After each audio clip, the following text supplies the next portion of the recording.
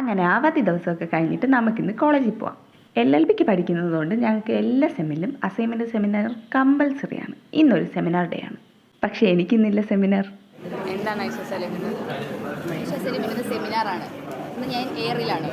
സെമിനാറിൻ്റെ സമയമാകുമ്പോൾ എല്ലാവരുടെ കയ്യിലും കാണുന്നതാണ് ഇതുപോലത്തെ ഒരു പേപ്പർ. ക്ലാസ് തുടങ്ങി സെമിനാർ തീരുന്നത് വരെ നമ്മുടെ കയ്യിൽ ഈ പേപ്പർ കാണും. ഒരു വശത്ത് സെമിനാറില്ലാത്ത ഞാനും അഭിരാമിയാണെങ്കിൽ മറുവശത്ത് സെമിനാറിന് വേണ്ടി പഠിക്കുന്നത് നമ്മുടെ ഐഷയുണ്ട്. പതിവില്ലാതെ കുളിച്ച് കുറുമത്തായിട്ട് സുചിത്തേട്ടൻ വന്നിരിക്കുന്നതുകൊണ്ട് പുള്ളിയെപ്പറ്റി നമ്മൾ രണ്ട് അപവാദം വിളിച്ച് പറയുന്നുണ്ടായിരുന്നു.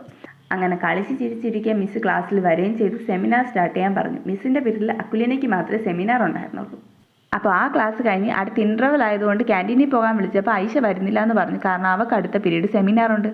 അങ്ങനെ പിന്നെ ഞാനും അഭിരാമി അക്കുലിനെയും കൂടിയാണ് ക്യാൻറ്റീനിൽ പോയി. ക്യാൻറ്റീനിലെ ചില്ലുകുപ്പിന്ന് ഞങ്ങൾക്ക് ഒരു കൺഫ്യൂഷനും ഇല്ലാണ്ട് ഞങ്ങൾ 3 സമൂസയും മേടിച്ച് കൂടത്തെ ഒരു ചായയും മേടിച്ചു. അഭിരാമിക്ക് പിന്നെ ചായ ഇല്ലാണ്ട് പറ്റത്തില്ല. അങ്ങനെ സമൂസയും കഴിച്ചിരുന്നപ്പോഴാണ് ഐഷ വരുന്നത്. അവൾക്ക് ക്ലാസ്സിൽ ഇരുന്നിട്ട് സെമിനാറിനെ പറ്റി ആലോചിച്ച് ടെൻഷനാവുന്നു പോലും.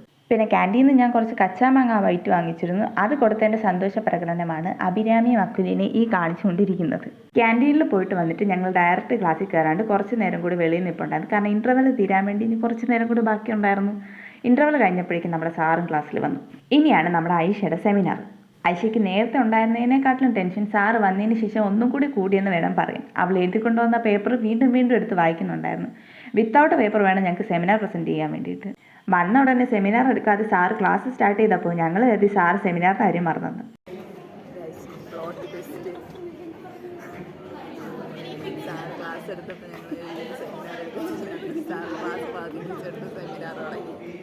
സെമിനാർ എടുക്കാൻ പറഞ്ഞതോടെ ഐഷയുടെ ടെൻഷൻ ഒന്നും കൂടി.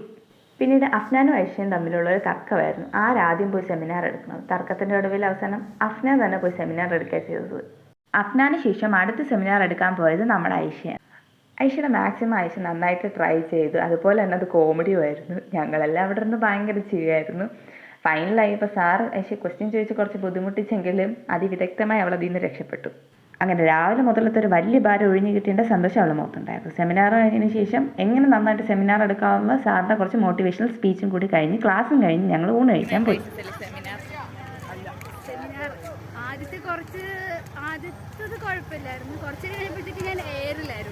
അങ്ങനെ ഉച്ചയായപ്പോൾ പുറത്ത് പോയി നല്ല അടിപൊളി ഊണും വാങ്ങി കഴിച്ചിട്ട് അതിനുശേഷമുള്ള ക്ലാസ് അറ്റൻഡ് ചെയ്തിട്ട് ഞങ്ങൾ നേരെ വീട്ടിൽ പോയി. അപ്പോൾ ഇന്നത്തേക്ക് ഇത്രയേ ഉള്ളൂ. Okay, by.